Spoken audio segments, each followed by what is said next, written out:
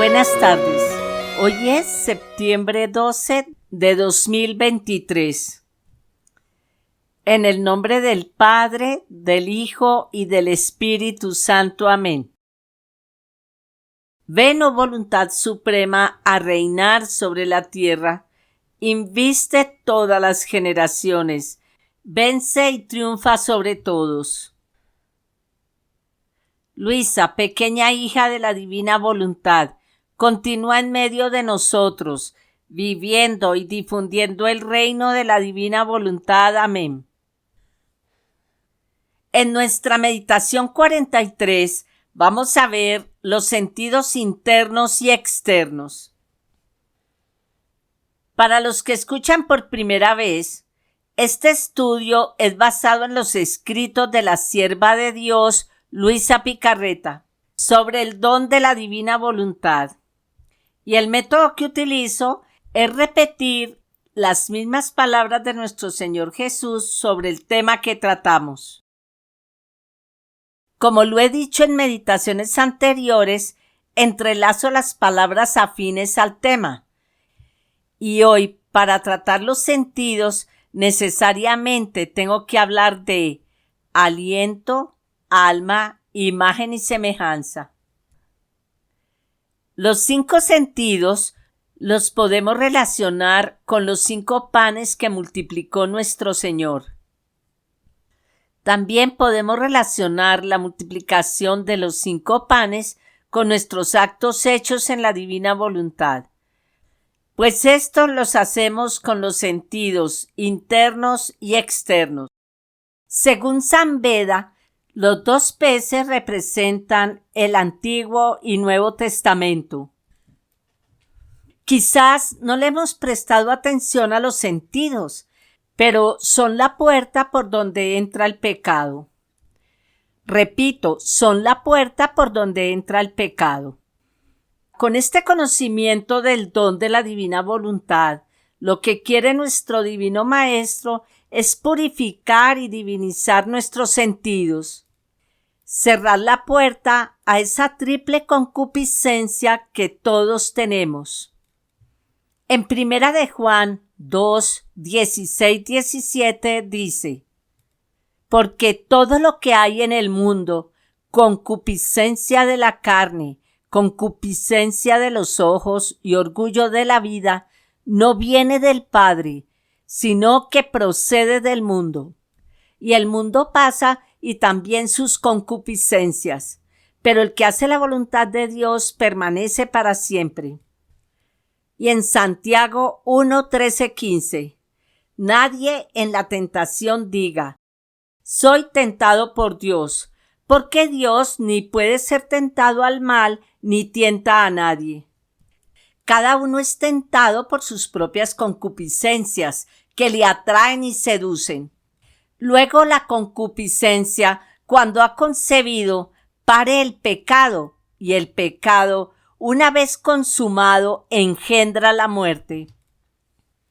Hoy en día se oye hablar mucho del demonio, uno de los 3 enemigos del alma, pero poco se habla de los otros 2 enemigos, el mundo y la carne. En el libro de las horas de la pasión, en la coronación de espinas de Jesús, dice: muchas veces no le damos lugar a la gracia por tener nuestra mente llena de otros pensamientos. Así que, no estando nuestra mente llena de Dios, somos nosotros mismos la causa de que el demonio nos moleste, y casi que somos nosotros mismos quienes fomentamos las tentaciones. Y en el libro La Virgen María en el reino de la divina voluntad, en el primer día dice: si tú mantienes sacrificada tu voluntad en honor a tu Creador, la divina voluntad dará el primer paso en tu alma y te sentirás plasmada de un aura celestial, purificada y calentada. Sentirás anulados los gérmenes de tus pasiones y te sentirás ya en los primeros pasos del reino de la divina voluntad. En el volumen 4, diciembre 23 de 1900, Estando tú en mi voluntad, no tendrás necesidad de combatir con tus pasiones y de estar siempre en armas contra ellas, pues mientras parece que mueren, renacen nuevamente más fuertes y vivas, sino que sin combatir, sin estrépito, dulcemente se mueren, porque ante la santidad de mi voluntad las pasiones no se atreven a presentarse y pierden por sí mismas la vida. Y si el alma siente los movimientos de sus pasiones, es señal que no hace morada continua en los confines de mi querer, que hace sus salidas, sus escapaditas a su propio querer, y está obligada a sentir la peste de la naturaleza corrupta. Mientras que si estás fija en mi voluntad, estarás libre del todo, y tu única ocupación será el amarme y ser amada por mí. Para hablar de los sentidos, vamos a hacer un repaso de aliento de vida, alma e imagen y semejanza. Necesariamente tenemos que empezar por la Biblia. En el Génesis 1, 26, 27. Se dijo entonces Dios: hagamos al hombre a nuestra imagen y semejanza, para que domine sobre los peces del mar, sobre las aves del cielo, sobre los ganados y sobre las bestias de la tierra, y sobre cuantos animales se mueven sobre ella. Y creó Dios al hombre a imagen suya, a imagen de Dios le creó, y los creó macho y hembra. Y en el capítulo 2, 7 dice: entonces Yahvé Dios formó al hombre con polvo del suelo, e insufló en sus narices aliento de vida, y resultó el hombre un ser viviente. Pongamos atención a estas palabras. Insufló en sus narices aliento de vida, y resultó el hombre un ser viviente. Antes de continuar, quiero hacer énfasis en las palabras hagamos al hombre a nuestra imagen y semejanza. Es la primera vez que en la Biblia claramente se vislumbra a la Trinidad, porque habla en plural, a diferencia de los anteriores versículos. En el volumen 17, abril 23 de 1925. Por eso tú debes saber que Dios al crear al hombre con su aliento le infundía la vida, y en esta vida le infundía una inteligencia, memoria y voluntad, para ponerla en relación con su voluntad divina. Y esta voluntad divina debía ser como rey, que debía dominar todo el interior de la criatura y dar vida a todo, en modo de formar la inteligencia y la memoria querida por la voluntad suprema en ella. Formada ésta, era como connatural que el ojo de la criatura debía mirar las cosas creadas y conocer en ellas el orden y la voluntad de Dios sobre todo el universo. El oído debía oír los prodigios de esta eterna voluntad. La boca debía sentirse infundir continuamente el aliento de su Creador para comunicarle la vida y los bienes que contiene su querer. Su palabra debía hacer eco a aquel fiat eterno para narrar lo que significa voluntad de Dios. Las manos debían ser el desahogo de las obras de esta voluntad suprema. Los pies no debían hacer otra cosa que seguir paso a paso los pasos de su Creador. Así que, establecida la voluntad divina en la voluntad de la criatura, ella tiene el ojo, el oído, la boca, las manos, los pies de mi voluntad. No se separa jamás del principio de donde salió. Por lo tanto, está siempre en mis brazos y le resulta fácil a ella sentir mi aliento y a mí el infundírselo. Ahora, es precisamente esto lo que quiero de la criatura, que haga reinar mi voluntad en la suya y que la suya sirva de habitación a mi voluntad, para que la divina voluntad pueda depositar en ella los bienes celestiales que contiene. Recordemos que los bienes que Dios le dio a Adán al crearlo estaban contenidos en la divina voluntad que Dios le había dado como vida primaria de cada acto que hiciera. Con el pecado original, al rechazar esta vida divina, se pierden estos bienes. Por eso dice en este capítulo, es precisamente esto lo que quiero de la criatura, que haga reinar mi voluntad en la suya y que la suya sirva de habitación a mi voluntad, para que la divina voluntad pueda depositar en ella los bienes celestiales que contiene. Nuestro Señor quiere que regresemos al principio, al orden y a la finalidad para la cual fuimos creados. Quiere volver a darnos sus bienes. En el volumen 23, octubre 23 de 1927. Hija mía, este acto de formar y de infundir la vida en el hombre con nuestro aliento omnipotente fue tan tierno, conmovedor y de alegría tan grande para nosotros, que todo nuestro ser divino desbordó fuera tanto en amor, que con fuerza raptora raptó nuestras cualidades divinas para infundirlas en el hombre.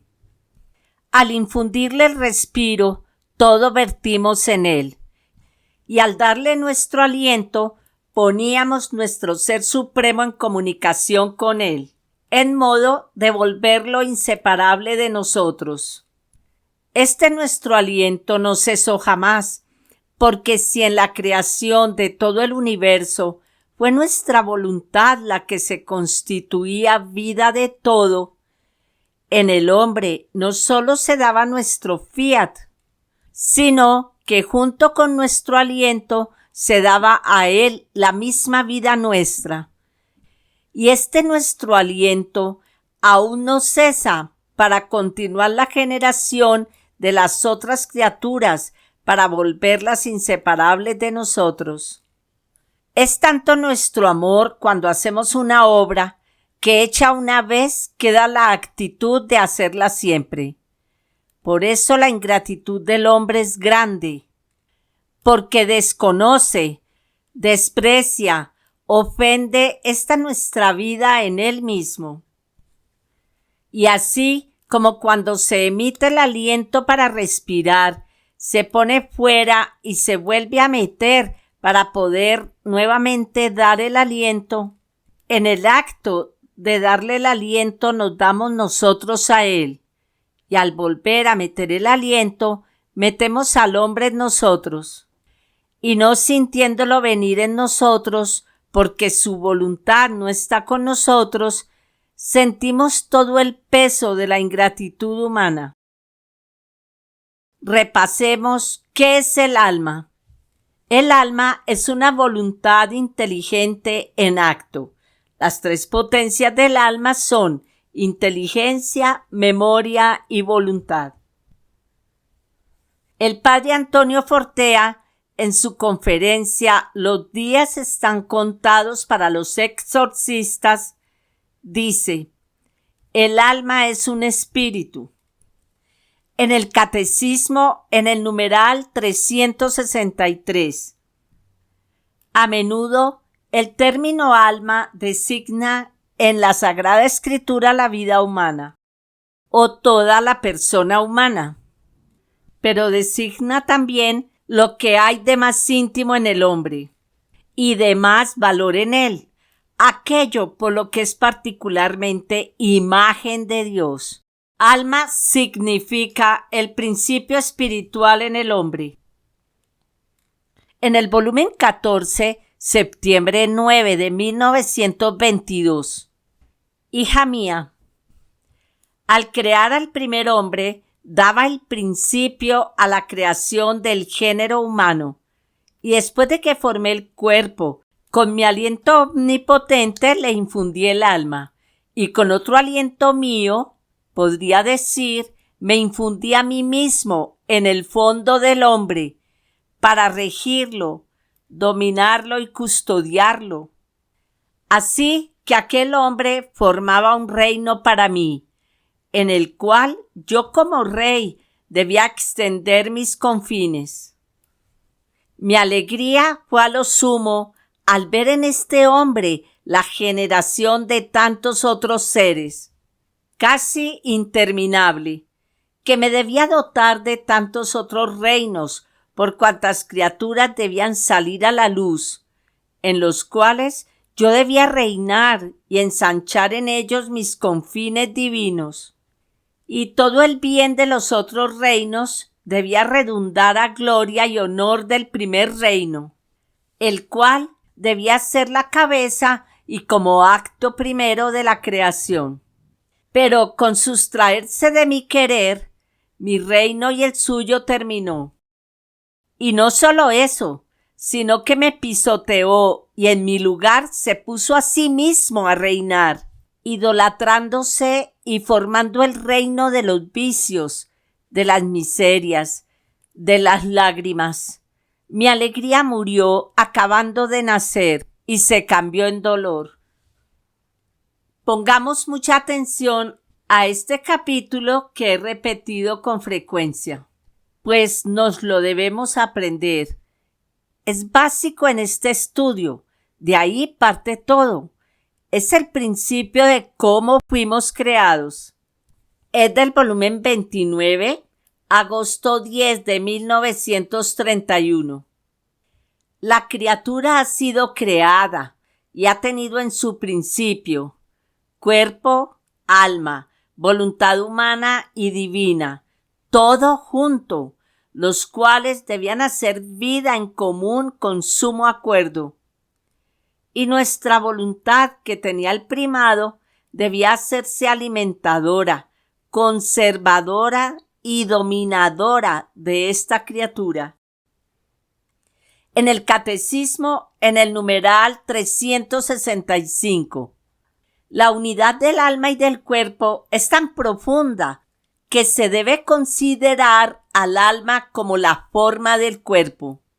Es decir, gracias al alma espiritual, la materia que integra el cuerpo es un cuerpo humano y viviente. En el hombre, el espíritu y la materia no son dos naturalezas unidas, sino que su unión constituye una única naturaleza. Y en el numeral 366, la Iglesia enseña que cada alma espiritual es directamente creada por Dios, no es producida por los padres, y que es inmortal, no perece cuando se separa del cuerpo en la muerte, y se unirá de nuevo al cuerpo en la resurrección final. Repasemos la imagen y semejanza. En toda la creación, incluyendo al hombre, está la imagen de Dios y va en los atributos. Y más especialmente en el hombre, porque no solo van los atributos que Dios le comunicó, sino también en los sentidos internos y externos. Los internos son la inteligencia, la memoria y la voluntad, y los externos son los 5 sentidos que conocemos: olfato, gusto, oído, vista, tacto. Estos son dones naturales. En el cuerpo los 5 sentidos y en el alma las 3 potencias. Estas 3 potencias son los canales de comunicación con Dios. En el volumen 14, abril 13 de 1922. ¿Sabes tú cuál es nuestra vida divina? Nosotros nos divertimos mucho en hacer salir de nosotros nuevas imágenes de nosotros mismos. Estamos en acto continuo de formar imágenes nuestras, tanto que cielo y tierra están llenos de nuestras imágenes. Las sombras de estas corren por todas partes. Imagen nuestra es el sol, y su luz es la sombra de la nuestra, que cubre toda la tierra. Imagen nuestra es el cielo, que se extiende por todas partes, y que lleva la sombra de nuestra inmensidad. Imagen nuestra es el hombre, que lleva en sí nuestra potencia, sabiduría y amor. Así que nosotros no hacemos otra cosa que producir continuas imágenes nuestras que nos semejan. Ahora, quien debe vivir en nuestro querer, viviendo en nuestro seno, debe junto con nosotros formar tantas otras copias de nosotros mismos. Debe estar junto con nosotros en nuestro trabajo. Debe hacer salir de sí copias nuestras, llenando de ellas toda la tierra y el cielo. Ahora, al crear el primer hombre, lo formamos con nuestras manos, e infundiéndole el aliento, le dimos la vida. Así que, habiendo hecho el primero, todos los demás tienen origen y son copias de él. Nuestra potencia, corriendo en todas las generaciones, repite las copias. En el volumen 17, octubre 11 de 1924. Hija mía, ¿por qué temes que no te ame? Ah, si solo conocieras mi amor en general por todas las criaturas, quedarías sorprendida. ¿Con cuánto amor no creé a la criatura? ¿Con cuántos sentidos no la doté? Cada sentido era una comunicación que dejé entre mí y ella. El pensamiento era comunicación entre mi inteligencia y la suya. El ojo era comunicación entre mi luz y la suya. La palabra era medio de comunicación entre mi fiat y el suyo.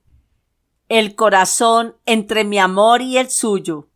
En suma, todo, el respiro, el movimiento, el paso, todo era comunicación entre mí y la criatura. Yo hacía más que un padre que, debiendo hacer salir de viaje a un hijo, no solo le prepara el alojamiento, los vestidos, el alimento y todo lo que puede hacer feliz a su hijo, sino que da virtud al hijo y le dice: nos separaremos, es verdad, pero desde lejos tú sentirás mi vida y yo la tuya. Tú sentirás mi pensamiento y yo el tuyo. Tú mi respiro, mi latido y yo los tuyos. Así que estaremos lejos y cerca, separados e inseparables. Tú sentirás mi vida y yo la tuya.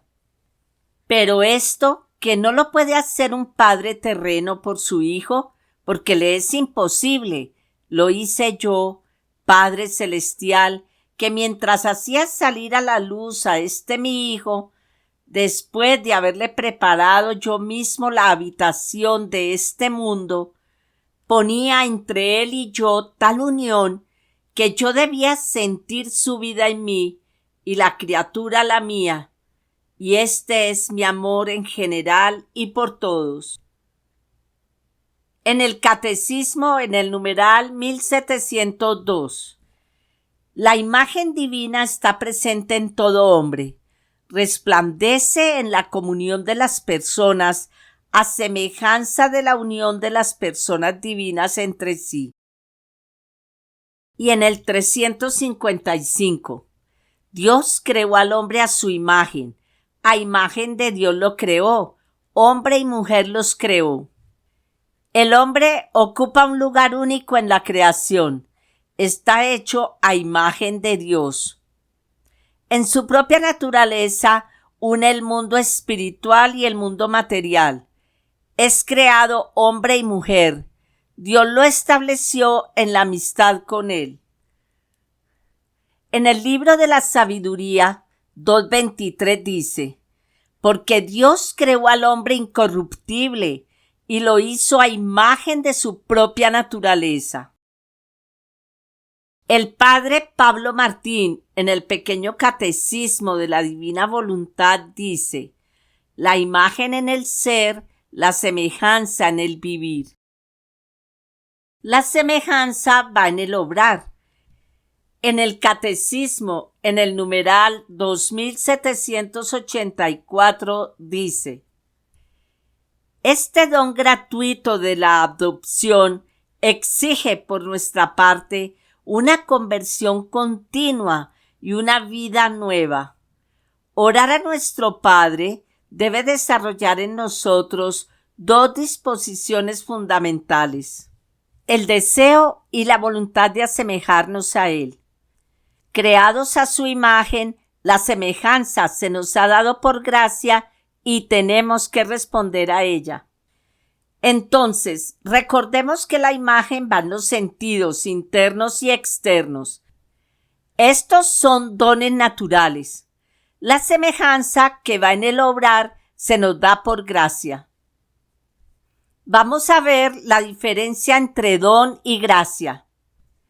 En Así Prensa encontré esta definición: mientras la gracia es participación de la vida divina, los dones son regalos para ayudarnos a vivir esa vida de la gracia y para edificar a la Iglesia. En el volumen 24, junio 7 de 1928. Hija mía, ¿cuántos prodigios nuestros concurrieron al crear al hombre? Con nuestro aliento le fue infundida el alma, en la cual nuestra paterna bondad le infundía 3 soles, con los cuales formaba en ella el perenne y brillante día, no sujeto a ninguna noche.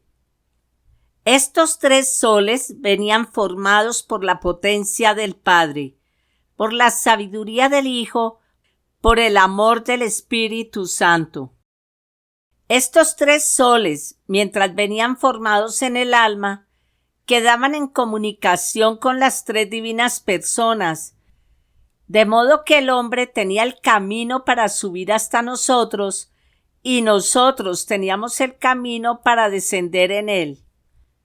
Estos 3 soles son las 3 potencias: inteligencia, memoria y voluntad, que mientras son distintas entre ellas, se dan la mano y llegan a formar una sola, símbolo de nuestra Trinidad adorable, que mientras somos distintos en las personas, formamos una sola potencia, un solo intelecto y una única voluntad. Fue tanto el amor al crear al hombre, que nuestro amor solo se contentó cuando le comunicamos nuestra semejanza. Repito, fue tanto el amor al crear al hombre, que nuestro amor solo se contentó cuando le comunicamos nuestra semejanza. Este capítulo lo pueden relacionar con el volumen 3, mayo 9 de 1900. Es muy interesante, se los recomiendo. En el volumen 33, agosto 5 de 1934. Antes de crear al hombre, miramos toda la creación y en nuestro énfasis de amor exclamamos: «¿Cómo son bellas nuestras obras? Pero entre todas haremos al hombre más bello. Concentraremos todo en él, de modo que la creación la encontraremos fuera y dentro de él». Y conforme lo íbamos modelando, así encerrábamos en él el cielo de la razón, el sol de la inteligencia, la rapidez del viento en el pensamiento, la extensión del espacio, la fuerza, el imperio en la voluntad, el movimiento en el alma, en la cual encerrábamos el mar de la gracia, el aire celestial de nuestro amor y todos los sentidos del cuerpo como la más bella floración. Oh hombre, cómo eres bello. Pero no contentos con esto, poníamos en él el gran sol de nuestra voluntad y dándole el gran don de la palabra, a fin de que fuera con los hechos y con las palabras el elocuente narrador de su Creador. Era Él nuestra imagen, la cual nosotros nos complacíamos en enriquecerla de nuestras más bellas cualidades. Repito lo que dije al principio cuando hablé de la concupiscencia, que el pecado entra por los sentidos.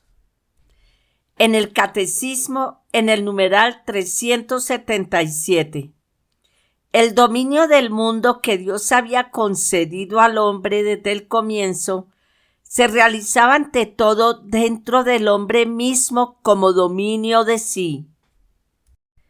El hombre estaba íntegro y ordenado en todo su ser por estar libre de la triple concupiscencia, que lo somete a los placeres de los sentidos, a la apetencia de los bienes terrenos y a la afirmación de sí contra los imperativos de la razón.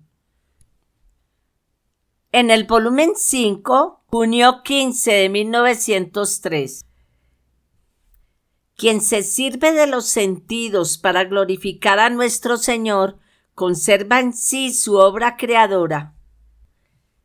Encontrándome en mi habitual estado, mi adorable Jesús, no sé cómo, lo veía dentro de mi ojo. Entonces yo me he maravillado, y él me ha dicho: hija mía, quien se sirve de los sentidos para ofenderme, deforma en sí mi imagen. Por eso el pecado da la muerte al alma, no porque verdaderamente muera, sino porque da la muerte a todo lo que es divino. Si por el contrario se sirve de los sentidos para glorificarme, puedo decir: tú eres mi ojo, mi oído, mi boca, mis manos y mis pies. Y con esto conserva en sí mi obra creadora, y si al glorificarme agrega el sufrir, el satisfacer, el reparar por otros, conserva en sí mi obra redentora. Y perfeccionando estas mis obras en sí misma, resurge mi obra santificadora, santificando todo y conservándolo en la propia alma. Porque de todo lo que he hecho en la obra creadora, redentora y santificadora, he transfundido en el alma una participación de mi mismo obrar. Pero todo está en si el alma corresponde a mi obra. En el siguiente capítulo vamos a ver el pecado de Adán con relación a los sentidos, y es del volumen 15, junio 6 de 1923. Dice Luisa: amor mío, yo no siento tomar gusto de ninguna cosa, por cuán buena fuera. Además, tú lo sabes mejor que yo. ¿Cómo puedo sentir gusto por otras cosas si la pena de tu privación me absorbe, me amarga hasta la médula de los huesos, me hace olvidar todo y solo me está presente y fijo en el corazón el clavo de que estoy privada de ti? Y Jesús: y esto te dice que eres mía y que estás llena de mí, porque el gusto tiene este poder. Si es gusto mío, transforma a la criatura en mí. Si es gusto natural, la envuelve en las cosas humanas. Si es gusto de pasiones, la arroja en la corriente del mal. El gusto parece que sea cosa de nada. Sin embargo, no es así. Es el acto primero, o del bien o del mal. Mira cómo es así. Adán, ¿por qué pecó? Porque separó su mirada del atractivo divino, y en cuanto Eva le presentó el fruto para hacerlo comer, miró el fruto, y la vista sintió placer al mirarlo. El oído sintió deleite al oír las palabras de Eva de que si comía el fruto se volvería semejante a Dios. La garganta sintió gusto al comerlo, así que el gusto fue el primer acto de su ruina. Si en cambio hubiese sentido desagrado al mirarlo, aburrimiento, fastidio al oír las palabras de Eva, disgusto al comerlo. Adán no habría pecado, más bien habría hecho el primer acto heroico en su vida, resistiendo y corrigiendo a Eva por haber hecho eso. Y él habría permanecido con la corona imperecedera de la fidelidad hacia aquel a quien tanto debía y que tenía todos los derechos de su sujeción. Oh, cómo se necesita estar atento sobre los diversos gustos que surgen en el alma. Si son gustos puramente divinos, darles vida. Si son gustos humanos o de pasiones, darles la muerte. De otra manera, hay peligro de precipitarse en la corriente del mal. En el volumen 11, mayo 9 de 1912. Esta mañana, encontrándome en mi habitual estado, estaba pensando cómo nos podemos consumar en el amor, y el bendito Jesús al venir me ha dicho: hija mía, si la voluntad no quiere otra cosa que a mí solo, si la inteligencia no se ocupa de otra cosa que de conocerme a mí, si la memoria no se recuerda de otra cosa sino solo de mí, he aquí consumadas las tres potencias del alma en el amor. Así también de los sentidos. Si hablas solo de mí, si escuchas solo lo que se refiere a mí, si se gustan solo las cosas mías, si se obra y se camina solo por mí, si el corazón me ama solo a mí, si los deseos me desean solo a mí, he aquí la consumación del amor formada en los sentidos. Hija mía, el amor tiene un dulce encanto y hace al alma ciega a todo lo que no es amor, y la vuelve toda ojo a todo lo que es amor. Así que para quien ama, cualquier cosa que la voluntad encuentra, si es amor, se vuelve todo ojo, si no, se vuelve ciego, tonto, y no comprende nada. Así la lengua, si debe hablar de amor, se siente correr en su palabra tantos ojos de luz y se hace elocuente. Si no, se vuelve balbuceante y termina por enmudecer, y así de todo el resto. El único medio es que tú hagas siempre todas tus obras con la sola finalidad de agradarme, y que uses todos tus sentidos y potencias con la finalidad de amarme y glorificarme. Haz que cada pensamiento tuyo, palabra y todo lo demás no quiera otra cosa que el amor que tienes hacia mí. Así tu eco subirá agradable a mi trono y endulzará mi oído. En el volumen 32, abril 29 de 1933. Hija mía bendita, tú debes saber que es tanto nuestro amor y el deseo ardiente de tener junto con nosotros a la criatura, que no apenas creada le asignamos el puesto regio en nuestra voluntad divina. Por lo tanto, cada una de las criaturas tiene su puesto de honor en nuestra morada divina. Así que su principio, su primer acto de vida, tanto en la eternidad como en el tiempo, es en nuestro fiat. Ella no estaba en el mundo y nosotros la amábamos, y mirándola con amor, no solo le dábamos el puesto, sino que poníamos en su cortejo a nuestro amor, nuestra santidad, nuestra potencia, luz y belleza. Ella es la noble princesa que desciende de la altura de los cielos para navegar el exilio, pero nuestro querer no la deja, desciende junto con ella, se cierra a su alrededor, navega el exilio junto con ella. En cada acto que hace, pena o alegría o encuentro, pone en ellos su primer acto divino, a fin de que mantenga su nobleza y su estado de princesa. y cuando la ha llenado de todos los bienes, tanto que no tiene más espacio donde poner más bienes, la lleva nuevamente al cielo en las alturas de las esferas y como triunfador la muestra a toda la corte celestial. Es esto lo que quiere hacer y sabe hacer mi voluntad divina de la criatura.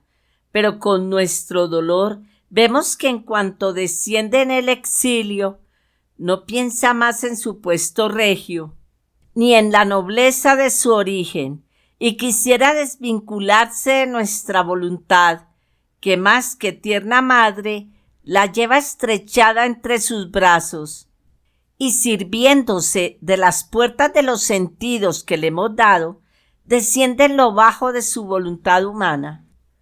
Estas puertas se las habíamos dado para que volviera a subir a nosotros, a fin de que desde su exilio pudiese hacer sus escapaditas al seno de su Creador. Ella, en cambio, se sirve de ellos para hacer sus escapaditas en las miserias, en las debilidades, en las pasiones, las cuales le quitan su nobleza y no se reconoce más que es la princesa del cielo, sino la sierva de la tierra. Pero, a pesar de esto, no cerramos nuestras puertas, las cuales son nuestro amor, nuestra paterna bondad, nuestra compasiva misericordia, las expectativas que hacemos y no apenas vemos que cierra sus puertas para venir en nuestra voluntad, vamos a su encuentro.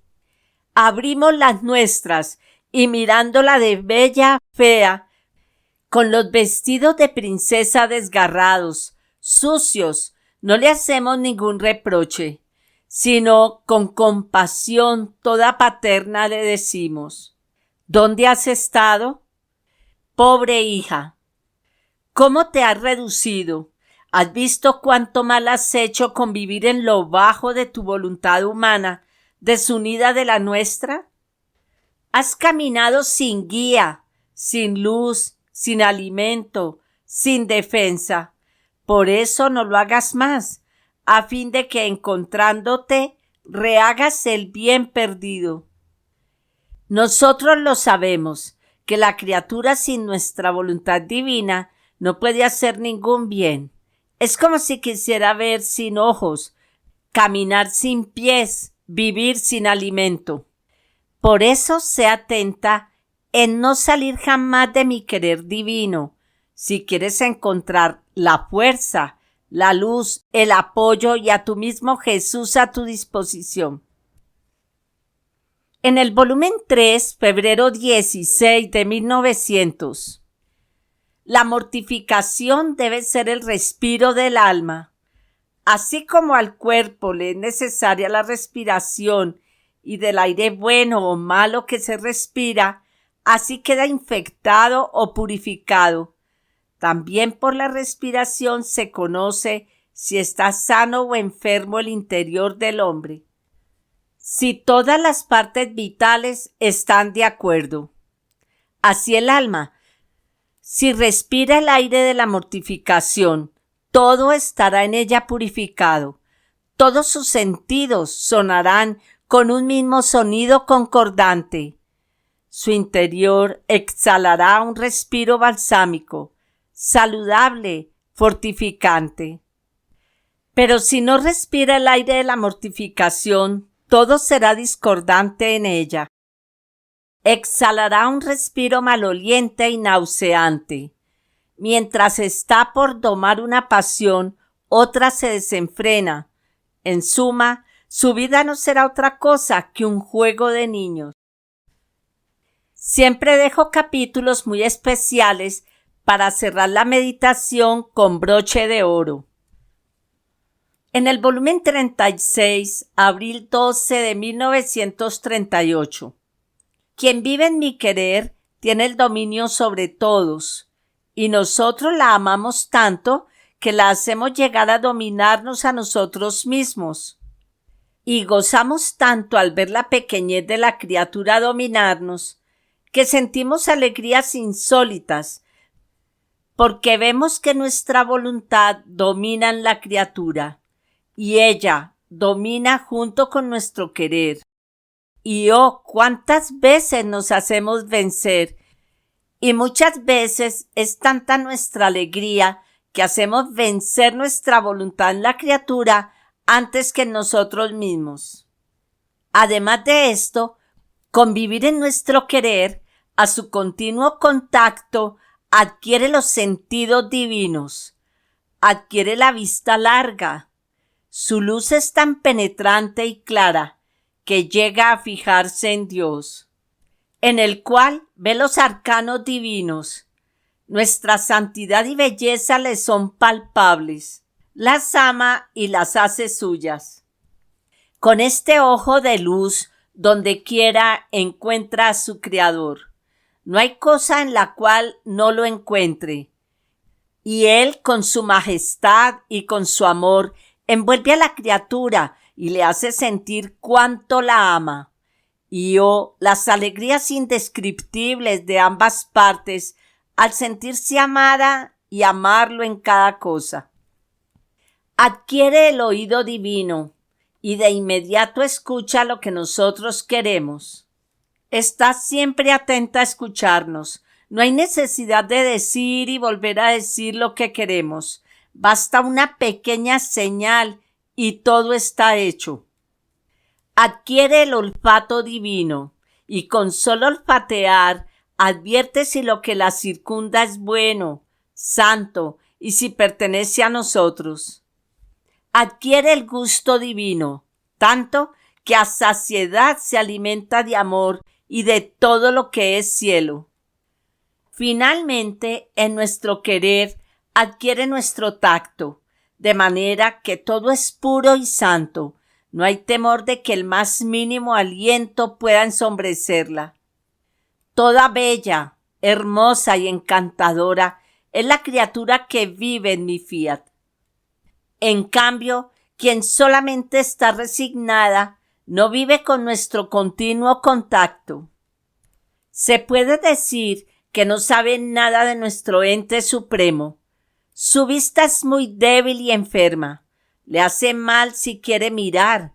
Sufre una miopía en último grado, por la cual muy dificultosamente puede descubrir los objetos más necesarios.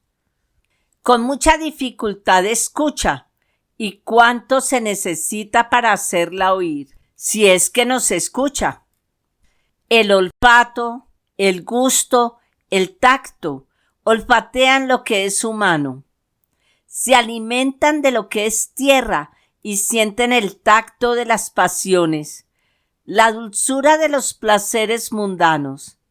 Y además, con el hacer mi voluntad en las circunstancias, en los encuentros dolorosos, se alimentan no todos los días, sino cuando tienen la ocasión de que mi voluntad les ofrezca un dolor. Oh, cómo crecen débiles, nerviosos, enfermos, de dar piedad. Pobre criatura sin mi voluntad continua, cómo me dan piedad. Ahora, para quien no está ni siquiera resignado, está ciego y sordo, no tiene olfato, pierde el gusto a todos los bienes. Es un pobre paralizado que no puede servirse ni siquiera de sí mismo para ayudarse. Él mismo se forma una red de infelicidad y de pecados de la cual no sabe salir. Y en el volumen 35, diciembre 21 de 1937, el nuevo aliento de Dios con el que será restablecida la criatura. Tú debes saber que en la creación, para infundir la vida al hombre, no se necesitó más que nuestro aliento omnipotente. Pero, ¿cuántos prodigios encerrados en aquel aliento?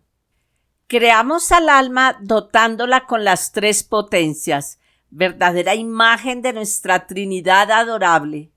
Con el alma tuvo el latido, el respiro, la circulación de la sangre, el movimiento, el calor, la palabra, la vista. Ahora, ¿qué cosa se necesitó para hacer todos estos prodigios en el hombre? Nuestro acto más simple, armado de nuestra potencia, esto es, nuestro aliento y de la carrera de nuestro amor, que no pudiendo contenerlo, corría hacia él hasta hacer de él el más grande prodigio de toda la obra creadora. Mira, hija mía, el hombre, con no vivir en nuestro querer divino, sus tres potencias han sido oscurecidas y deformada nuestra imagen adorable en él, de modo que ha perdido el primer latido de amor de Dios en el suyo. Ha perdido el respiro divino en su respiro humano. Más bien, no que lo haya perdido, sino que no lo siente. Por eso no siente la circulación de la vida divina, el movimiento del bien, el calor del amor supremo, la palabra de Dios en la suya, la vista para poder mirar a su Creador. Todo ha quedado oscurecido, entorpecido, debilitado y tal vez también deformado. Ahora, ¿qué cosa se necesita para restablecer a este hombre? Volveremos a infundirle nuestro aliento con más fuerte y creciente amor. Le infundiremos el aliento en el fondo del alma. Pondremos nuestro aliento más fuertemente en el centro de su voluntad rebelde, pero tan fuerte de sacudirle los males a los cuales está unido.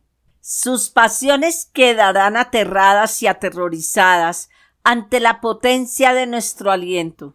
Se sentirán quemar por nuestro fuego divino y la voluntad humana sentirá la vida palpitante de su Creador, que ella como velo lo esconderá en sí misma y volverá a ser la portadora de su Creador.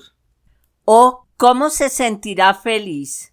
Con nuestro aliento la restableceremos, la sanaremos, haremos como una madre ternísima, que teniendo a su hijo deforme, por medio de su aliento, de respiraciones, de soplos, se vierte sobre su hijo y solamente deja de darle el aliento y la respiración cuando lo ha sanado y lo ha vuelto bello como ella lo quería.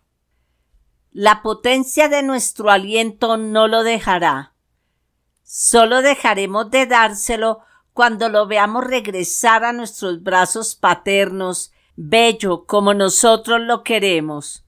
Y entonces sentiremos que nuestro hijo ha reconocido nuestra paterna bondad y ha reconocido lo mucho que lo amamos. Mira entonces ¿qué se necesita para hacer venir a reinar a nuestra voluntad sobre la tierra? La potencia de nuestro aliento omnipotente. Con él renovaremos nuestra vida en el hombre. Todas las verdades que he manifestado sobre los grandes prodigios del vivir en mi querer serán las propiedades más bellas, más grandes, de las cuales les haré don. También esto es una señal segura de que vendrá el reino de mi voluntad a la tierra. Porque si hablo, primero hago los hechos y después hablo. Mi palabra es la confirmación del don, de los prodigios que quiero hacer. Por eso, ¿qué finalidad tendría al manifestar mis propiedades divinas, hacerlas conocer, si no debiera venir su reino a la tierra? Para terminar, pidámosle a nuestro Señor, que es el divino sembrador, que este conocimiento quede sembrado en nuestra alma y produzca los frutos divinos. Como dice en Ezequiel 47:12, en las riberas del río, al uno y al otro lado, se alzarán árboles frutales de toda especie, cuyas hojas no caerán y cuyo fruto no faltará. Todos los meses madurarán sus frutos, por salir sus aguas del santuario, y serán comestibles y sus hojas medicinales. Y en el Apocalipsis 22, 1, 2. Y me mostró un río de agua de vida, clara como el cristal, que salía del trono de Dios y del Cordero. En medio de la calle, y a un lado y otro del río, había un árbol de vida que daba 12 frutos, cada fruto en su mes, y las hojas del árbol eran saludables para las naciones. Cierro con esta frase de Luisa.